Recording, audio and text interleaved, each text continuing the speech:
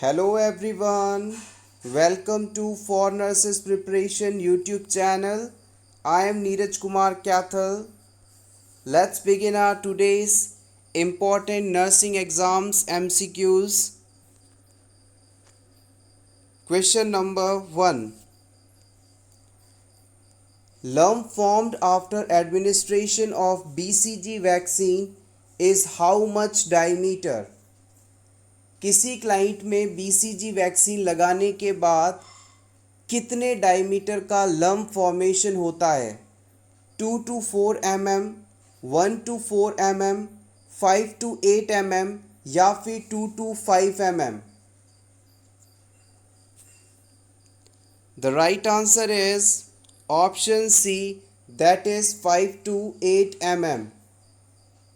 5 to 8 mm is a correct answer. BCG का full form है bacillus कालमेटी गुवेरिन. इस vaccine का इस्तेमाल हम ट्यूबरक्लोसिस या टीबी डिजीज़ की प्रिवेंशन हेतु करते हैं.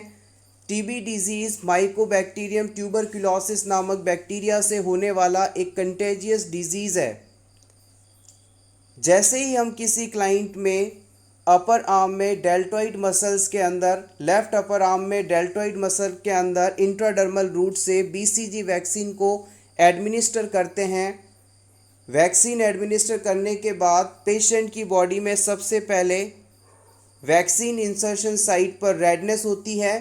फिर उसके बाद स्मॉल लंप फॉर्मेशन होता है और फिर इसके कुछ वीक्स के बाद एक स्मॉल अल्सर वहाँ पर बन जाता है. स्मॉल अल्सर जो कि ओपन सोर की तरह होता है और इसके डेवलपमेंट के कुछ हफ्ते बाद वहाँ पर वैक्सीन एडमिनिस्ट्रेशन साइट पर बिलो 1 सेंटीमीटर का स्कार फॉर्मेशन हो जाता है. एक wheel shaped below 1 centimetre approximately 5 to 8 millimetres का स्कार फॉर्मेशन हो जाता है. इसे हमेशा याद रखें. आप भी अपने लेफ़्ट अपर आर्म पर देख सकते हैं डेल्टॉइड मसल्स वाले रीजन पर आपको भी एक व्हील शेप्ड स्कार देखने को मिलेगा जो कि BCG वैक्सीन के कारण ही है. इंटीग्रेटेड चाइल्ड डेवलपमेंट सर्विसेज यानी ICDS प्रोग्राम किस वर्ष शुरू किया गया था? 1965 में, 1975 में, 1985 में या फिर 1995 में?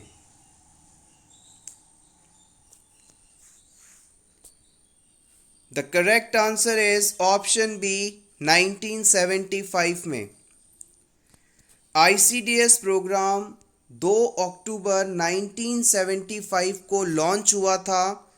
इस प्रोग्राम का उद्देश्य था कि 6 साल से कम उम्र के बच्चे और उनकी मदर्स को food, preschool education, primary health care, immunisation, health checkups और रेफरल सर्विसेज प्रोवाइड करना. याद रखिएगा, ICDS प्रोग्राम भारत सरकार का एक इम्पॉर्टेंट प्रोग्राम है जिसके तहत 6 साल से कम उम्र के बच्चे और उनकी मदर्स को लाभ मिलता है. आपसे ये क्वेश्चन भी पूछा जा सकता है कि आंगनवाड़ी वर्कर्स किस प्रोग्राम के तहत काम करते हैं या अपॉइंट किए जाते हैं? तो याद रखें ICDS प्रोग्राम. ICDS प्रोग्राम को 1992 में reproductive and child health programme में इंक्लूड कर लिया गया था. यूं कहें कि ICDS प्रोग्राम RCH प्रोग्राम का पार्ट है. Question number 3. The patient with congestive heart failure is placed in high Fowler's position. What is the rationale for placing the patient in this position? एक कंजेस्टिव हार्ट फेलियर का patient है. इस patient को आपने high फॉवलर्स position में बिठाया है, ऐसा क्यों है? Option A, to increase the volume of blood returning to heart. Heart की तरफ लौटने वाले ब्लड की मात्रा को बढ़ाने के लिए. Option B, to increase the cardiac output and stroke volume. Option C, to reduce the volume of blood returning to heart की तरफ लौटने वाले ब्लड की मात्रा को कम करने के लिए। Option D, to reduce ankle oedema and prevent dysrhythmias, ankle oedemas को कम करने और डिसएरिथमियाज को रोकने के लिए। Congestive heart failure, the right answer is option C. इस पेशेंट को हम हाई फॉवलर्स पोजीशन इसलिए देंगे क्योंकि जो लोअर एक्सट्रीमिटीज़ हैं वहाँ से रिटर्न होने वाले ब्लड को कम से कम हार्ट तक पहुँचने दिया जाए ताकि हार्ट बेहतर परफॉर्म कर सके।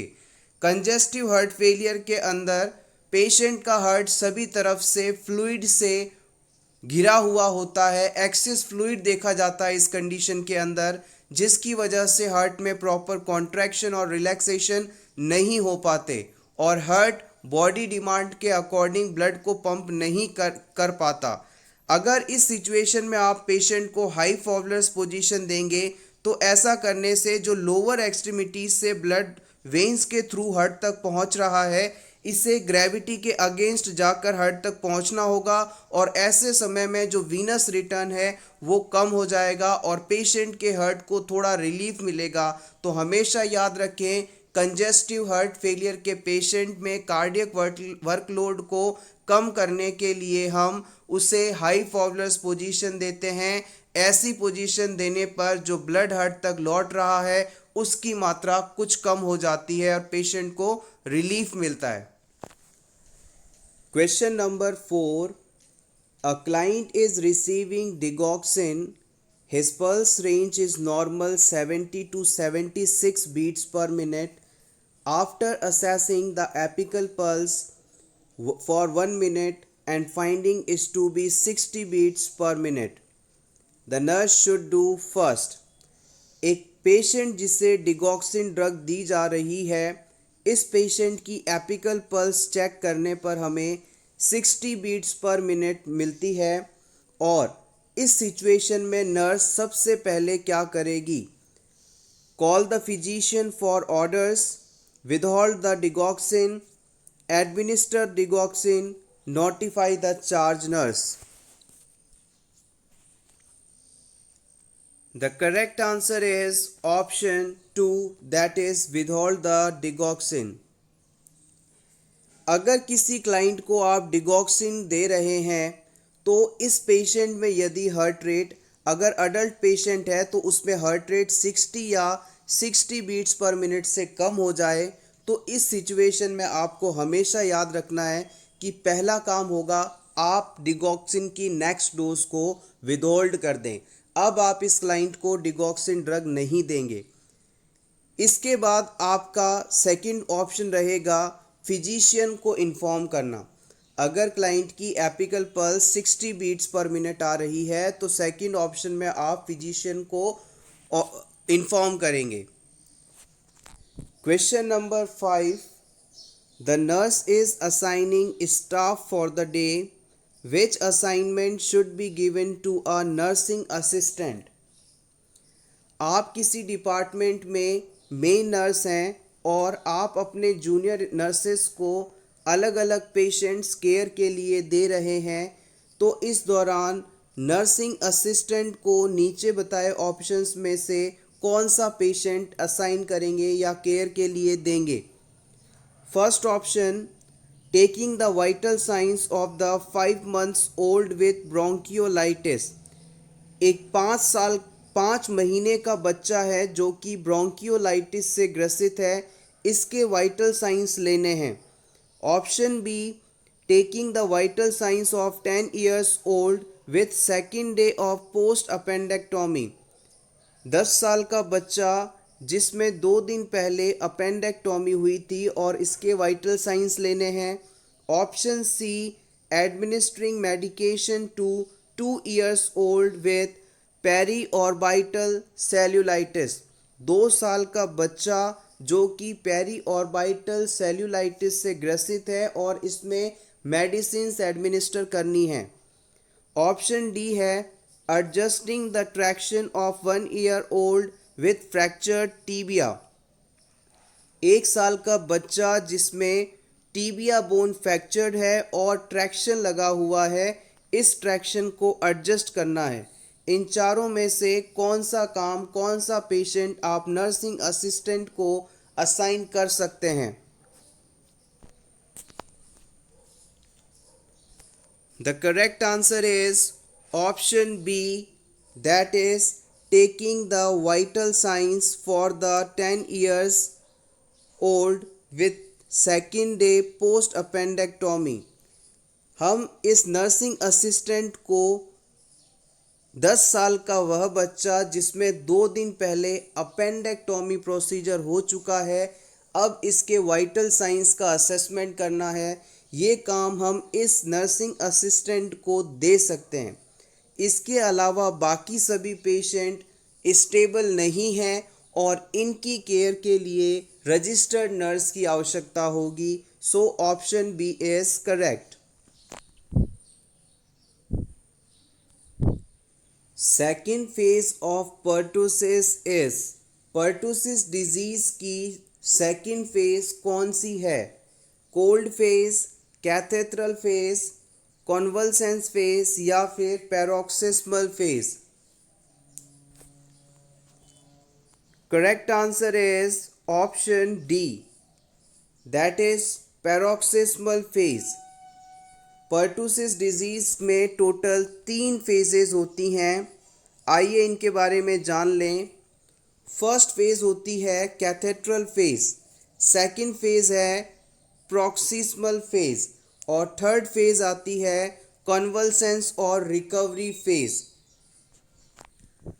The second stage of labour is a stage of, labour की सेकेंड स्टेज में आपको कौन सी फाइंडिंग देखने को मिलती है?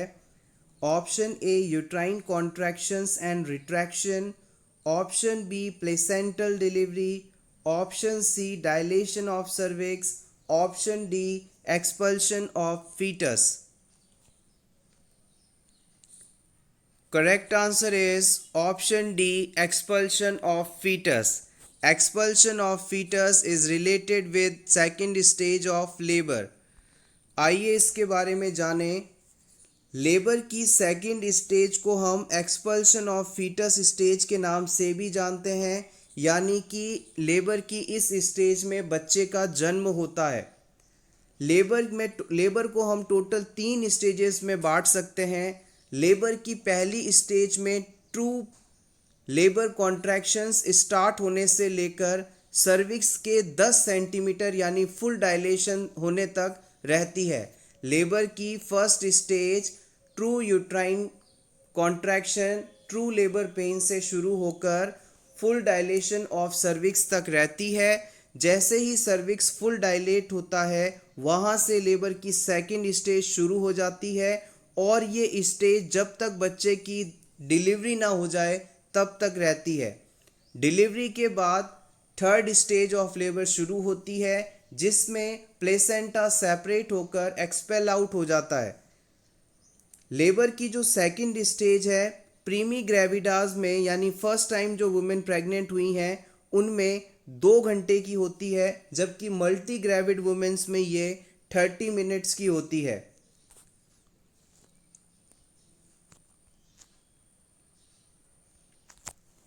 Question number 8. The symptoms most commonly associated with the left-sided heart failure। अगर किसी क्लाइंट में लेफ्ट साइडेड हार्ट फेलियर है तो कौन से इम्पॉर्टेंट सिम्टम्स आपको देखने को मिलेंगे? Shortness of breath, oedema, hepatic failure, polyuria. Correct answer is option A, that is shortness of breath. हमेशा याद रखें, जो हार्ट फेलियर होता है इसे हम 2 पार्ट्स में डिवाइड कर सकते हैं। पहला होता है राइट साइडेड हार्ट फेलियर और दूसरा होता है left sided heart failure. Left sided heart failure में हमेशा जो सिम्टम्स होंगे रेस्पिरेटरी सिस्टम से संबंधित होंगे, यानी कि लंग्स से संबंधित होंगे। तो यहाँ आपसे पूछा जा रहा था लेफ्ट साइडेड हार्ट फेलियर होने पर आपको कौन सा सिम्टम देखने को मिलेगा, तो आपको लंग्स से रिलेटेड जो सिम्टम है उसे चूज करना था। यानी इस पेशेंट में शॉर्टनेस ऑफ ब्रीथ यानी पर्सन सही तरीके से सांस नहीं ले पाएगा, ये फाइंडिंग्स देखने को मिलेंगी। एल से लेफ्ट साइड, एल से लंग्स, एल से left sided heart failure, L से lungs. You can remember with this. आइए अब जान लेते हैं लेफ्ट वेंट्रिकुलर फेलियर की वजह से कौन कौन से इंपॉर्टेंट साइंस देखने को मिलते हैं। सबसे पहले productive cough with frothy sputum. इस पेशेंट में आपको बहुत ज़्यादा कफ और झागदार स्पूटम देखने को मिलेगा। इसके अलावा पेशेंट ऑर्थोपनिक होगा, यानी कि पेशेंट लाइंग डाउन पोजीशन में सांस नहीं ले पाएगा। अस्कल्टेशन करने पर उसके लंग्स में से क्रैकल साउंड आएगा। इसके अलावा कार्डियक अस्थमा यानी laboured breathing and wheezing due to heart failure, ये सभी आपको लेफ्ट वेंट्रिकुलर फेलियर होने पर देखने को मिलेगी। Question number 9, what is Colles fracture? Colles fracture क्या है? Fracture that distal radius, fracture at distal fibula, fracture at distal tibia, fracture at distal ulna. किस बोन के डिस्टल पार्ट में यानी सेंट्रल लाइन से दूर वाले हिस्से में फ्रैक्चर होने को हम कोलेज फ्रैक्चर के नाम से जानते हैं? Correct answer is option A, fracture at the distal part of the radius bone. Radius bone के डिस्टल पार्ट में फ्रैक्चर होना कोलेज फ्रैक्चर के नाम से जाना जाता है। कोलेज फ्रैक्चर अडल्ट में मोस्ट कॉमनली पाया जाता है। इसके अलावा याद रखिएगा, कोलेज फ्रैक्चर में कई बार रेडियस बोन के साथ साथ अल्नर बोन भी प्रभावित होती है। अल्नर बोन का स्टाइलॉइड प्रोसेस जो है कई बार कोलेज फ्रैक्चर के दौरान फ्रैक्चर हो जाता है। Question number 10. A client has been receiving cyanocobalamin vitamin B12 injections for past 6 weeks. Which laboratory finding indicates that medication is having desired effect? किसी क्लाइंट को साइनोकोबालामाइन, जिसे आप विटामिन B12 के नाम से भी जानते हैं, के इंजेक्शंस पिछले 6 सप्ताह से लगाए जा रहे हैं। अब इस इंजेक्शन को लगाने के बाद क्या क्लाइंट को कुछ बेनिफिट हो रहा है या नहीं, इस चीज़ के असेसमेंट के लिए कौन सी लेबोरेटरी फाइंडिंग देखी जाएगी? Option A, neutrophil count of 60%, basophil count of 0.5%, monocyte count of 2%, reticulocyte count of 1%। The correct answer is option D, reticulocyte of 1%। हम सभी जानते हैं कि विटामिन B12 उन पेशेंट्स में एडमिनिस्टर किया जाता है जिनमें एनीमिया डिजीज़ हो। एनीमिया डिजीज़ में पेशेंट के शरीर में आरबीसी और हीमोग्लोबिन की मात्रा कम हो जाती है और आरबीसी की संख्या को बढ़ाने के लिए ही पेशेंट को विटामिन B12 दिया जाता है। यहाँ पर जो ऑप्शन डी है रेटिक्यूलोसाइट 1%, इसका मतलब है कि पेशेंट की बॉडी में जितनी भी आरबीसीज हैं उनमें से इमैच्योर आरबीसी की संख्या सिर्फ 1% है और बाकी 99% आरबीसीज विटामिन B12 की वजह से मैच्योर हो चुकी हैं, जो कि एक अच्छी बात है। ज़्यादा नंबर ऑफ मैच्योर आरबीसीज ज़्यादा हीमोग्लोबिन मॉलिक्यूल्स को कैरी करेंगी और पेशेंट में एनीमिया कंडीशन रिजॉल्व हो जाएगी।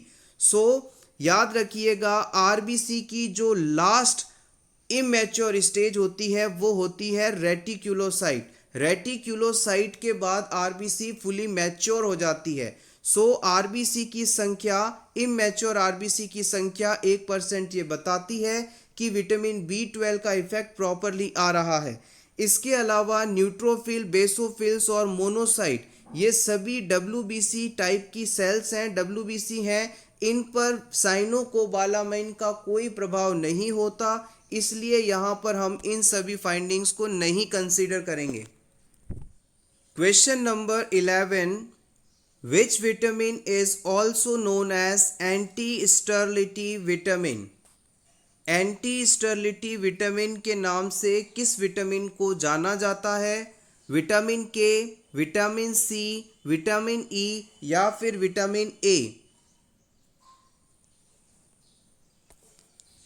Correct answer is option C. Vitamin E को हम एंटी स्टेरिलिटी विटामिन के नाम से जानते हैं। विटामिन के जो है फैट सॉल्युबल विटामिन है और इसका उपयोग क्लॉटिंग फैक्टर्स के निर्माण हेतु किया जाता है।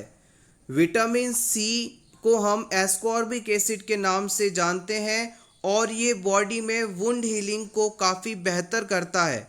विटामिन ए को हम रेटिनॉल के नाम से जानते हैं और ये नाइट ब्लाइंडनेस और विजन प्रॉब्लम्स के करेक्शन हेतु इस्तेमाल किया जाता है।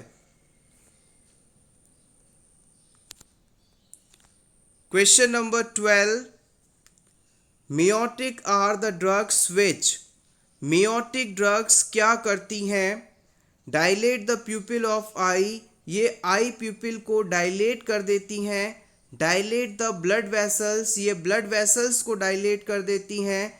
कॉन्स्ट्रिक्शन ऑफ ब्लड वेसल्स, ये ब्लड वेसल्स को कॉन्स्ट्रिक्ट कर देती हैं या फिर आई प्यूपिल ऑफ आई को कॉन्स्ट्रिक्ट कर देती हैं। मायोटिक ड्रग्स क्या करती हैं? Correct answer is option D, that is constriction of the pupil of eye. हमारे आँख की जो पुतली है उसे सिकोड़ने का काम करती है मायोटिक ड्रग्स। अगर किसी क्लाइंट में आपने मायोटिक मेडिसिन्स डाली हैं तो उस क्लाइंट की जो प्यूपिल है वो कॉन्स्ट्रिक्ट हो जाएगी, जिससे कम से कम लाइट रेज बॉडी में आइज में एंटर कर पाएंगी। So option D correct. इसके अलावा इसके अपोजिट काम करने वाली मेडिसिन्स आती हैं माइड्रियाट्रिक ड्रग्स। इन ड्रग्स का काम होता है प्यूपिल को डायलेट करना। आई प्यूपिल को डायलेट करने के लिए माइड्रियाट्रिक ड्रग्स का इस्तेमाल किया जाता है। Question number 13, a healthcare provider has been exposed to hepatitis B through a needle stick. Hepatitis B patient की केयर करने के दौरान निडल स्टिक इंजरी होने के कारण health care provider hepatitis B के लिए एक्सपोज हो जाता है। Which of the following drugs should the nurse anticipate administering as post exposure prophylaxis? अब इस हेल्थ केयर प्रोवाइडर में पोस्ट एक्सपोजर प्रोफाइलैक्सिस के लिए कौन सी मेडिसिन दी जाएगी? निडल स्टिक इंजरी होने के कारण health care provider hepatitis B virus के लिए एक्सपोज हो चुका है। अब पोस्ट एक्सपोजर प्रोफाइलैक्सिस के लिए पेशेंट में आप कौन सी मेडिसिन देंगे? हेपेटाइटिस बी इम्यून ग्लोबुलिन देंगे, इंटरफिरॉन देंगे, हेपेटाइटिस बी सरफेस एंटीजन देंगे या फिर एम्फोटेरिसिन बी देंगे? Important question. The correct answer is option 1। हमेशा याद रखिएगा, post exposure prophylaxis. Post exposure prophylaxis का मतलब है कि आप डिजीज कॉजिंग ऑर्गेनिज्म के संपर्क में आ चुके हैं लेकिन अभी आप में वो डिजीज नहीं हुआ है, यानी कि आप पोस्ट एक्सपोजर प्रोफाइलैक्सिक ट्रीटमेंट के रूप में हेपेटाइटिस बी इम्यून ग्लोबुलिन लेंगे। Hepatitis B immune globulin post exposure prophylaxis के लिए इस्तेमाल किया जाता है। इसके बाद बात करें इंटरफिरॉन की। अब यदि मान लीजिए किसी पर्सन को हेपेटाइटिस बी हो चुका है तो उसके ट्रीटमेंट के लिए हम इंटरफिरॉन यूज़ करेंगे। इंटरफिरॉन को हम हेपेटाइटिस बी के ट्रीटमेंट के लिए इस्तेमाल करेंगे। थर्ड ऑप्शन में है hepatitis B surface antigen. Hepatitis B surface antigen का इस्तेमाल करके हम हेपेटाइटिस बी कंडीशन का डायग्नोसिस कर सकते हैं। हेपेटाइटिस बी सरफेस एंटीजन की मदद से हम हेपेटाइटिस पेशेंट को है या नहीं इस चीज़ का डायग्नोसिस करते हैं। एम्फोटेरिसिन बी ये एक एंटी फंगल मेडिसिन है। Amphotericin B is a anti fungal medicine. So answer A is correct. Hepatitis B immune globulin is given to a health care provider after post exposure prophylaxis. Question number 14. Which information should be reported to State Board of Nursing? कौन सा statement, कौन सी बात आप state board of nursing को inform करेंगे? Option A, facility fails to provide literature in both Spanish and English. अगर कोई फैसिलिटी, कॉलेज या हॉस्पिटल स्पेनिश और इंग्लिश दोनों ही भाषा में बुक्स को ना प्रोवाइड करें। Option B, narcotic count has been incorrect on the unit for the past 3 days। Narcotic count पिछले 3 दिनों से किसी यूनिट में इनकरेक्ट आ रहा है। Option C, the client fails to receive an itemized account for his bills and services received during the hospital stay. Hospital stay के दौरान पेशेंट ने क्या क्या सुविधाएं ली हैं इसका प्रॉपर बिल उसे नहीं मिल पा रहा है। Option D, nursing assistant assigned to a client with hepatitis fails to feed the client and give the bath.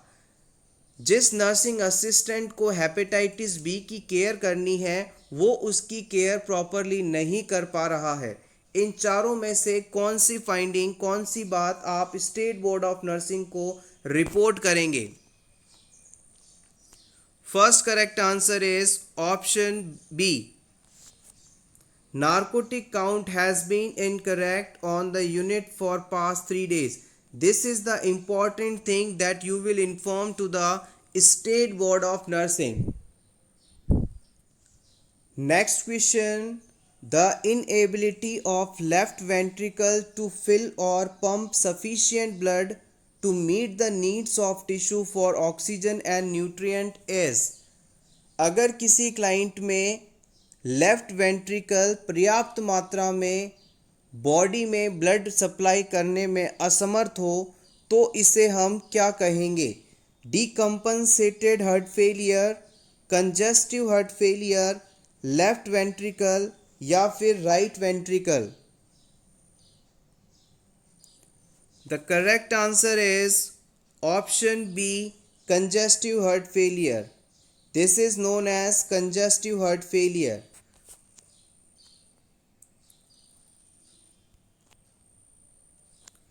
Question number 16.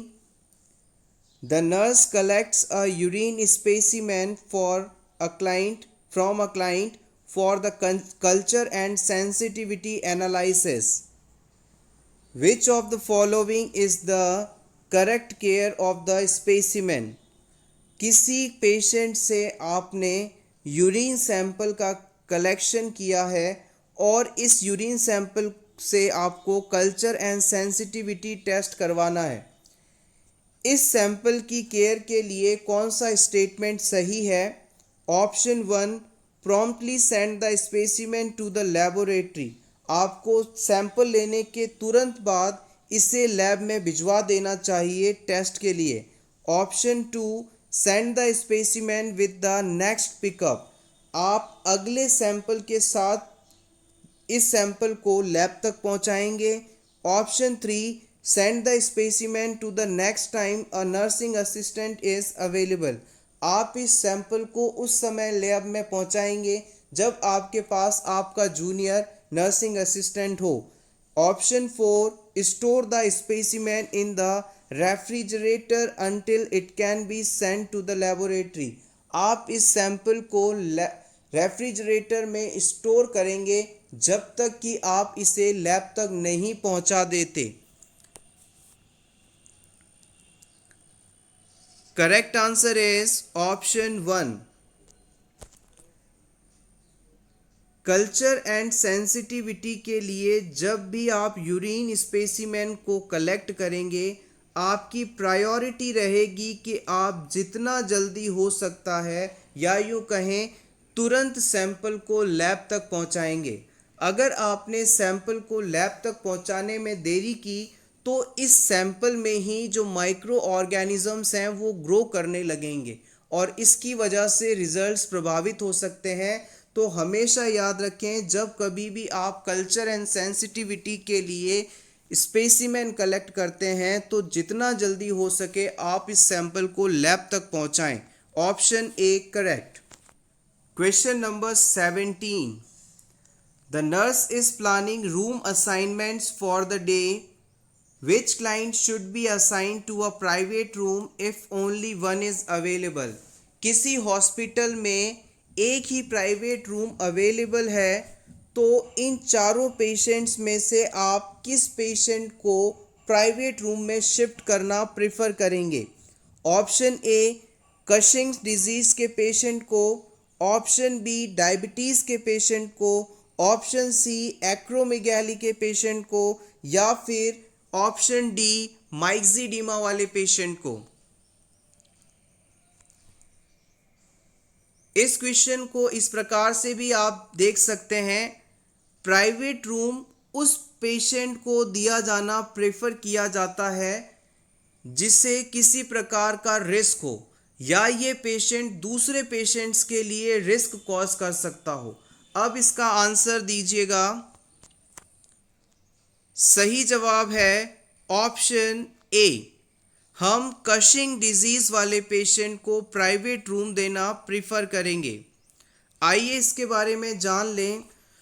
कशिंग्स disease का पेशेंट एड्रीनोकॉर्टिकल हाइपरसिक्रीशंस शो करता है, यानी कशिंग्स डिजीज़ के पेशेंट में एड्रीनोकॉर्टिकल्स का बहुत ज़्यादा सिक्रीशन होता है जिसकी वजह से इस पेशेंट में कॉर्टिसोन हार्मोन का लेवल भी बढ़ जाता है और हम सभी जानते हैं कि कॉर्टिसोन हार्मोन एक्सेस होने के कारण पेशेंट इम्यून सप्रेस्ड हो जाता है, यानी पेशेंट की इम्यूनिटी कम हो जाती है। अब इस पेशेंट को हमें प्राइवेट रूम में शिफ्ट करना इसलिए आवश्यक है क्योंकि इस पेशेंट की इम्यूनिटी कम होने के कारण दूसरे किसी भी माइक्रो ऑर्गेनिज्म या दूसरे किसी भी प्रकार के पेशेंट से यदि ये पेशेंट संपर्क में आता है तो उन्हें इस पेशेंट को भी वो डिजीज़ होने की संभावना बहुत बढ़ जाती है। इस पेशेंट को इन्फेक्शन से बचाना हमारे लिए सबसे ज़्यादा ज़रूरी है। इस वजह से हम कशिंग्स डिजीज़ के पेशेंट को प्राइवेट रूम देना प्रीफर करेंगे बिकॉज इसकी इम्यूनिटी सप्रेस्ड है, इम्यूनिटी कमज़ोर है। ऑप्शन बी में डायबिटीज़ पेशेंट दिया गया था। इस पेशेंट में किसी भी प्रकार का कोई रिस्क नहीं है। एक्रोमेगैली के अंदर ग्रोथ हार्मोन का एक्सेस सिक्रेशन होता है, यहाँ पर और पेशेंट को किसी भी प्रकार का रिस्क नहीं है। माइक्सीडीमा के अंदर हाइपरथायरॉयडिज्म कंडीशन देखने को मिलती है, यहाँ पर भी प्राइवेट रूम देना प्रेफर नहीं करेंगे। Question number 18। The newer drug given to interfere with the production of angiotensin II in heart failure is। एक हार्ट फेलियर का पेशेंट है जिसमें एंजियोटेंसिन सेकंड का प्रोडक्शन नहीं होने देना है। इस प्रोडक्शन को रोकने के लिए कौन सी ड्रग दी जाएगी? हार्ट फेलियर के ट्रीटमेंट में कौन सी ड्रग दी जाती है जिसकी वजह से एंजियोटेंसिन सेकंड का निर्माण नहीं होता है? Option A Isordil, option B enoximone, option C esmolol, option D captopril.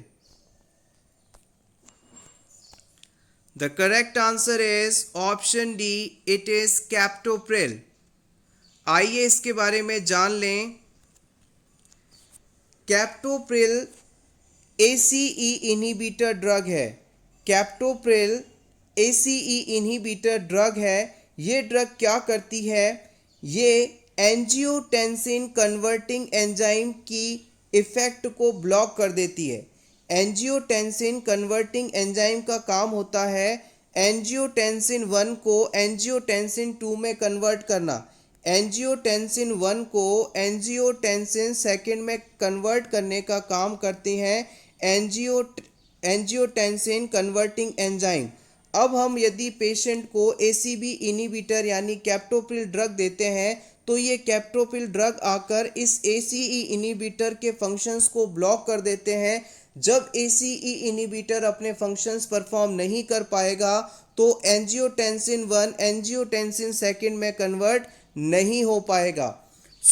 हमेशा याद रखें, heart failure, hypertension, kidney failure, myocardial infraction आदि के केसेस में एंजियोटेंसिन 2 के निर्माण को रोकना आवश्यक होता है।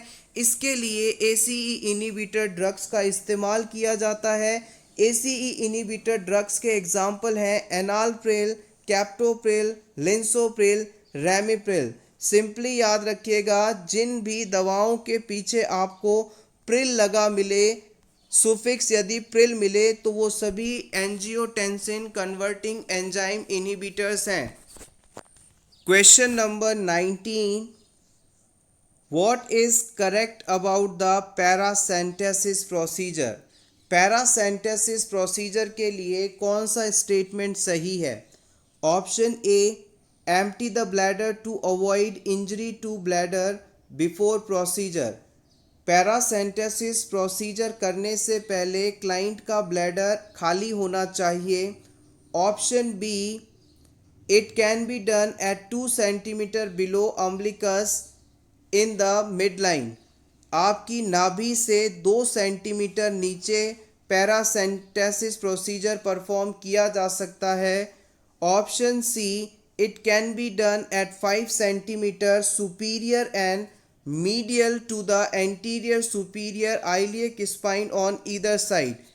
इस प्रोसीजर को हम हमारे दोनों ही लेटरल साइड्स में से किसी भी तरफ एंटीरियर सुपीरियर आइलियक स्पाइन के मीडियन पार्ट में 5 सेंटीमीटर ऊपर परफॉर्म कर सकते हैं।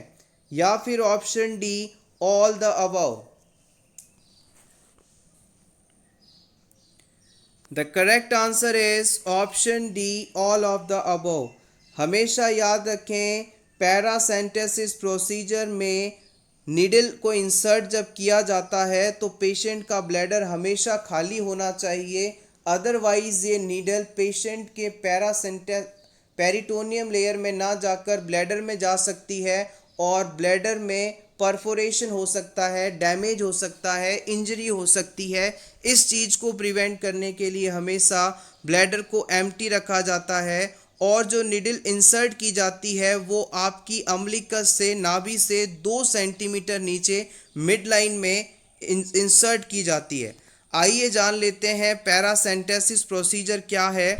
पैरासेंटेसिस एक ऐसा प्रोसीजर है जिसमें हमारी पेरिटोनियल कैविटी में निडल इंसर्ट करके फ्लूइड को निकाला जाता है। इसका उपयोग थेराप्यूटिक पर्पस और डायग्नोस्टिक पर्पस दोनों ही तरह से किया जाता है।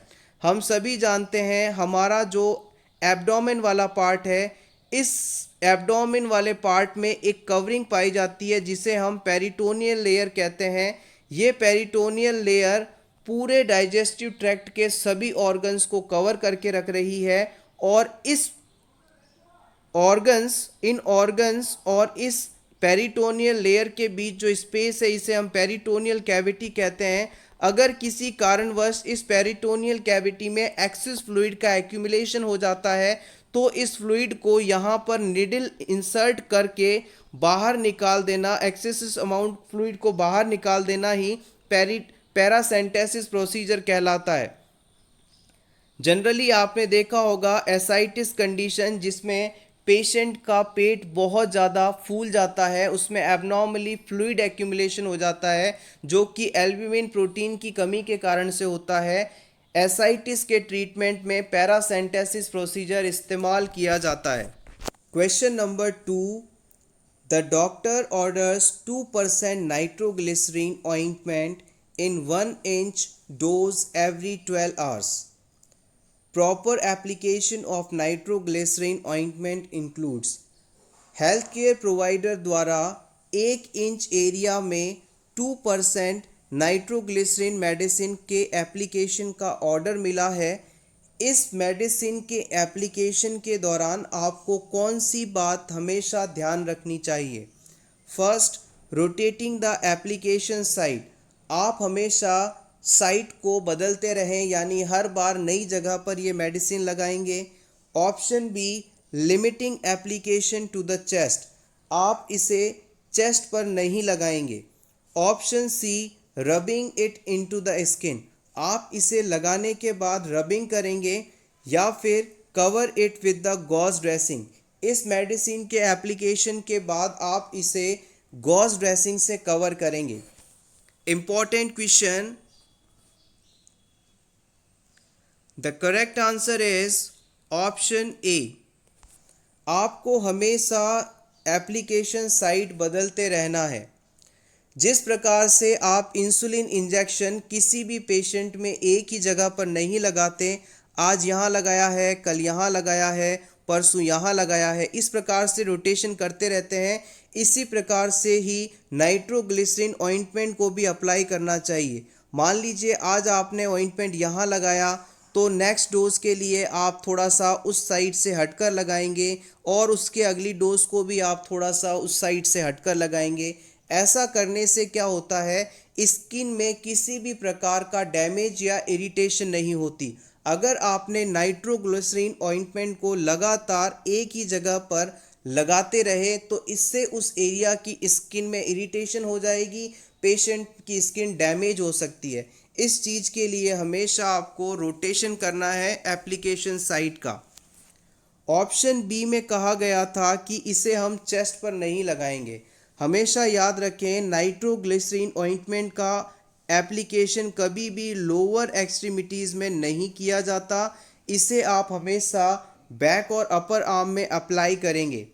ऑप्शन सी में कहा गया था कि हम स्किन पर इसे लगाकर मालिश करेंगे, रबिंग करेंगे, रगड़ेंगे, जबकि ऐसा नहीं है। आपको कभी भी ये मेडिसिन लगाकर इसे रब नहीं करना है। So option C incorrect.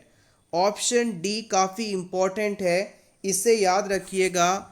जब कभी भी किसी क्लाइंट में आप नाइट्रोग्लिसरीन ऑइंटमेंट का एप्लीकेशन करें तो एप्लीकेशन के बाद इसे कवर करना होता है, और कवर करने के लिए आप हमेशा थिन पेपर से बनी ड्रेसिंग का इस्तेमाल करेंगे। थिन पेपर से बनी ड्रेसिंग का इस्तेमाल किया जाता है नाइट्रोग्लिसरीन एप्लीकेशन साइट को कवर करने के लिए, ना कि गॉज ड्रेसिंग का। Thin paper dressing is used to cover the site where we just have applied the nitroglycerin ointment. Question number 21. Height of uterus at the level of umbilicus at which period of gestation? किस सप्ताह की pregnancy पर आपको funds या height of uterus नाभि के level पर, umbilicus के लेवल पर देखने को मिलेगी? 16 वीक पर, 24 वीक पर, 28 वीक्स पर या फिर 32 वीक्स पर? The correct answer is option B. आपको अम्बिलिकस के लेवल पर हाइट 24 वीक्स पर देखने को मिलेगी। इसे आप इस प्रकार से याद रखें, सिम्फाइसिस प्यूबिस पर फंडस जो है 12 वीक्स पर देखा जाता है। इसके बाद अम्बिलिकस के लेवल पर फंडस 24 वीक्स पर देखने को मिलता है, और जिफॉइड प्रोसेस पर 36 वीक्स पर फंडल हाइट या यूट्राइन हाइट देखने को मिलती है। Question number 22. Which hormone helps in lactation at the time of breastfeeding? Breast के समय कौन सा हार्मोन हेल्पफुल होता है? ऑक्सीटोसिन, प्रोलैक्टिन, रिलैक्सिंग या इनमें से कोई नहीं? Correct answer is option A, oxytocin. जो प्रोलैक्टिन हार्मोन होता है ये मिल्क का प्रोडक्शन करवाता है। मिल्क का निर्माण, ब्रेस्ट में मेमरी ग्लैंड्स में मिल्क का जो निर्माण है वो प्रोलैक्टिन हार्मोन द्वारा कराया जाता है। अब इस बने हुए मिल्क को बच्चे तक पहुंचाना यानी एक्सक्रीशन का जो काम है वो किया जाता है ऑक्सीटोसिन हार्मोन के द्वारा। जैसे ही बच्चा मदर के निपल्स को ब्रेस्ट फीड करते समय सक करता है तो निपल्स में मौजूद रिसेप्टर्स के द्वारा ये इंफॉर्मेशन सीधे ब्रेन तक जाती है और ब्रेन इस समय पोस्टीरियर पिट्यूटरी ग्लैंड को ये ऑर्डर देता है कि आप ऑक्सीटोसिन हार्मोन का रिलीज करें। याद रखिएगा, ऑक्सीटोसिन हार्मोन हाइपोथैलेमस द्वारा बनाया जाता है और टेम्परेरी रूप से ये पोस्टीरियर पिट्यूटरी में स्टोर्ड रहते हैं और जब बॉडी को आवश्यकता होती है वहाँ से इसका रिलीज़ किया जाता है। अब पोस्टीरियर पिट्यूटरी ग्लैंड ने ऑक्सीटोसिन हार्मोन को वहाँ से जैसे ही रिलीज़ किया, ये हार्मोन मेमोरी सेल्स तक पहुँचेगा और वहाँ जाकर स्टिमुलेशंस करेगा, कॉन्ट्रैक्शंस करेगा, जिसकी वजह से पहले से बने हुए मिल्क का इजेक्शन शुरू होगा, यानी मिल्क अब ब्रेस्ट से निकलकर बच्चे के माउथ तक पहुँच रहा है। सो ब्रेस्ट फीडिंग के समय मिल्क लेट डाउन रिफ्लेक्स को कंप्लीट करवाने के लिए ऑक्सीटोसिन हार्मोन इस्तेमाल किया जाता है। ऑक्सीटोसिन हार्मोन लेबर के दौरान यूट्राइन कॉन्ट्रैक्शंस भी करवाता है। इसे हम पीटोसिन के नाम से जानते हैं, इसे हम लव हार्मोन के नाम से भी जानते हैं। Question number 24, which method of administration is the desired choice of intestinal feeding. ऐसा पेशेंट जो कि ओरली फूड इनटेक नहीं कर सकता है, आप इस पेशेंट को नेज़ोगैस्ट्रिक ट्यूब की मदद से फीडिंग दे रहे हैं यानी इंटेस्टाइनल फीडिंग करवा रहे हैं, तो इस पेशेंट में कौन सा मेथड ऑफ एडमिनिस्ट्रेशन चॉइस के रूप में माना जाएगा? Continuous feeding, bolus feeding, intermittent feeding या इनमें से कोई नहीं? The correct answer is option ए। अगर हम किसी पेशेंट को small amount of food small quantity में लॉन्ग टाइम के लिए देते रहते हैं तो इसे हम कंटिन्यूअस फीडिंग कहते हैं। अगर किसी क्लाइंट को नेज़ोगैस्ट्रिक ट्यूब लगाकर फूड को बिल्कुल धीरे धीरे लंबे समय तक दिया जाता है तो ये कंटिन्यूअस फीडिंग कहलाता है। और इस फीडिंग को हम इसलिए चॉइस मानते हैं बिकॉज इस तरह से फीड करवाने पर पेशेंट में कॉम्प्लिकेशंस होने की संभावना बिल्कुल ना के बराबर होती है। स्मॉल अमाउंट में फूड देने से पेशेंट में एब्डोमिनल डिस्टेंशन नहीं होता, पेशेंट में डाइजेशन रिलेटेड प्रॉब्लम या यूँ कहें डिस्पेप्सिया या इनडाइजेशन भी नहीं होता। इस वजह से कंटिन्यूअस फीडिंग को हम चॉइस ऑफ ट्रीटमेंट मानते हैं। ऑप्शन बी में दिया गया था बॉलस फीडिंग। इसके अंदर क्या होता है कि हम पेशेंट में एक लार्ज अमाउंट ऑफ फूड को बहुत ही कम समय में एक साथ दे देते हैं।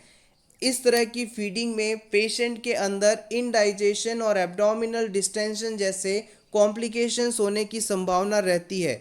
इंटरमिटेंट फीडिंग में भी यही होता है, काफ़ी सारा अमाउंट थोड़े थोड़े समय में लगातार दिया जाता है। इससे भी पेशेंट में कॉम्प्लिकेशंस डेवलप हो सकते हैं, इसलिए हम इसे प्रीफर नहीं करते। Question number 25, which bacteria maintains vaginal pH acidic. Vaginal pH को एसिडिक बनाए रखने के लिए कौन सा बैक्टीरिया रिस्पॉन्सिबल है? स्ट्रेप्टोकोकस, स्टेफाइलोकोकस, ड्यूडेर्नल बेसिलाई या फिर इनमें से कोई नहीं? Correct answer is option C, Doderlein bacilli. आइए इसके बारे में जान लें। वेजाइना में ड्यूडेर्नल बेसिलाई नामक बैक्टीरिया पाया जाता है जिसे हम लैक्टोबेसिलाई के नाम से भी जानते हैं। ये एक एनारोबिक बैक्टीरिया है यानी ऑक्सीजन की एब्सेंस में भी सर्वाइव करता है। ये बैक्टीरिया लगातार लैक्टिक एसिड का प्रोडक्शन करता रहता है जिसकी वजह से वेजाइनल पीएच एसिडिक होती है। वेजाइनल पीएच कितनी होती है यदि आपसे पूछा जाए तो याद रखिएगा, अगर वुमन रिप्रोडक्टिव एज में है यानी फीमेल की उम्र 15 से 45 साल के बीच है तो यहाँ पर वेजाइनल पीएच आपको 4.5 से 5.5 के बीच देखने को मिलेगी। Normal vaginal pH during the reproductive age is 4.5 to 5.5 और एवरेज यदि पूछा है आपसे तो याद रखें 5 होती है वेजाइनल की पीएच। वेजाइनल पीएच एसिडिक होने का एक बेनिफिट भी है कि इस एसिडिक मीडियम के कारण वेजाइना में कोई और बैक्टीरिया या माइक्रो ऑर्गेनिज्म ग्रो नहीं कर पाता, जिससे कि वहाँ पर इन्फेक्शन होने की संभावना बहुत कम हो जाती है। क्वेश्चन नंबर 26, ब्लड प्रेशर का मेजरमेंट किस इक्विपमेंट से किया जाता है? नैनोमीटर, स्पाइगमोमैनोमीटर, बैरोमीटर या फिर calorimeter? The correct answer is option B, sphygmomanometer. BP instrument को हम स्पाइगमोमैनोमीटर के नाम से जानते हैं और इसके द्वारा आर्टेरियल ब्लड प्रेशर मेजर किया जाता है। Normal blood pressure 120/80 mm of Hg होता है। इसे सिस्टोलिक ब्लड प्रेशर और इसे डायस्टोलिक ब्लड प्रेशर के नाम से जानते हैं। नैनोमीटर क्या है, आइए इसे भी जान लें। नैनोमीटर एक मेजरिंग यूनिट है जिसके द्वारा हम अगर 1 मीटर यानी 100 सेंटीमीटर की कोई चीज़ है उसका 1 बिलियंथ पार्ट माप लें तो वो 1 नैनोमीटर के बराबर होता है। 1 मीटर या 100 सेंटीमीटर लंबी किसी चीज़ का 1 बिलियंथ पार्ट 1 नैनोमीटर कहलाता है। इसे आप 10 की पावर -9 मीटर के नाम से भी जानते हैं। कैलोरीमीटर क्या है? कैलोरीमीटर किसी भी रिएक्शन में कितने एनर्जी एक्सचेंज हुआ, कितना हीट एक्सचेंज हुआ, इसे मापने के लिए इस्तेमाल किया जाता है। बैरोग्राफ या बैरोमीटर एक ऐसा डिवाइस है जो कि एटमॉस्फेरिक प्रेशर का मेजरमेंट करता है। Question number 27, second heart sound is due to aortic valve, mitral valve, tricuspid valve या फिर foramen ovale? Correct answer is option A. Aortic valve जब क्लोज होते हैं तो इनके क्लोजर के कारण सेकेंड हार्ट साउंड जनरेट होता है। हार्ट साउंड्स की बात की जाए तो जब भी हमारे हार्ट में मौजूद वॉल्व्स में क्लोजर होता है, क्लोजिंग होती है, तब हार्ट साउंड्स प्रोड्यूस होते हैं। टोटल 4 प्रकार के हार्ट साउंड्स पाए जाते हैं जिसे हम S1, S2, S3, S4 के नाम से जानते हैं। आइए इनके बारे में और अच्छे से बात करें। मान लीजिए ये किसी क्लाइंट का हार्ट है और हार्ट के 4 चैम्बर्स हैं। सबसे पहले है right atrium, left atrium, right ventricle, left ventricle. अब जो लेफ्ट एट्रियम और लेफ्ट वेंट्रिकल है इसके बीच में बाइकस्पिड वाल्व पाए जाते हैं जिसे हम मिट्रल वाल्व के नाम से भी जानते हैं, और राइट एट्रियम और राइट वेंट्रिकल के बीच में ट्राइकस्पिड वाल्व पाए जाते हैं।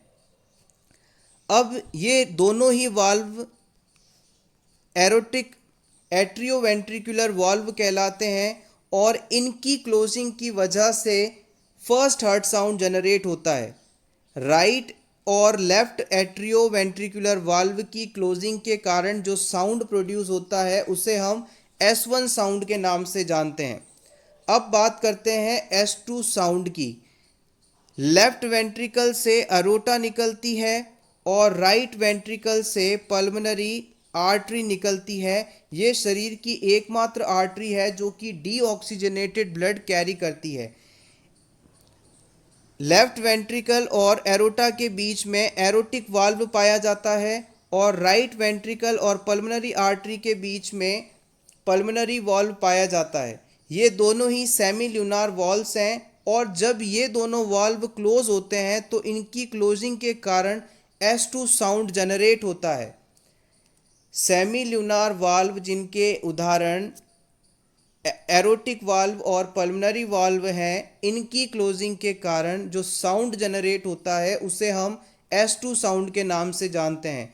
ऑर्डिनरी स्टेथोस्कोप की मदद से हम S1 और S2 साउंड ही सुन सकते हैं। Next question, normal position of uterus. Uterus की नॉर्मल पोजीशन बतानी है आपको। एंटीवर्जन, रेट्रोफ्लेक्शन, एंटीफ्लेक्शन या फिर both A and C। The correct answer is option D. Uterus normally anteversion और एंटीफ्लेक्स्ड पोजीशन में रहता है। Anteverted anteflexion is the normal position of uterus. Uterus से एक और क्वेश्चन जो कि अक्सर पूछा जाता है, नॉन प्रेग्नेंट यूट्रस का वजन 60 ग्राम्स होता है जबकि टर्म प्रेगनेंसी पर यूट्रस का वजन लगभग 1000 ग्राम के आसपास होता है। इसके अलावा यूट्रस का अगर डायमेंशंस की बात की जाए तो 7.5 multiplied by 5 multiplied by 2 centimetre, यानी यूट्रस की लंबाई 7.5 सेंटीमीटर, चौड़ाई 5 सेंटीमीटर और मोटाई 2 सेंटीमीटर की होती है। यूट्रस की पोजीशन, इसके डायमेंशन और इसके वेट, ये क्वेश्चन बेसिक हैं और बार बार पूछे जाते हैं। Question number 29, what is the main function of kidney. Kidney का मोस्ट इम्पॉर्टेंट फंक्शन क्या है? ऑक्सीजन को एलिमिनेट करना, फ्लूइड बैलेंस को रेगुलेट करना, वेस्ट प्रोडक्ट्स को रिमूव करना, मेटाबॉलिज्म करना विटामिन्स की, और कार्बन डाइऑक्साइड को रिमूव करना। What is the main function of kidney? Correct answer is option B.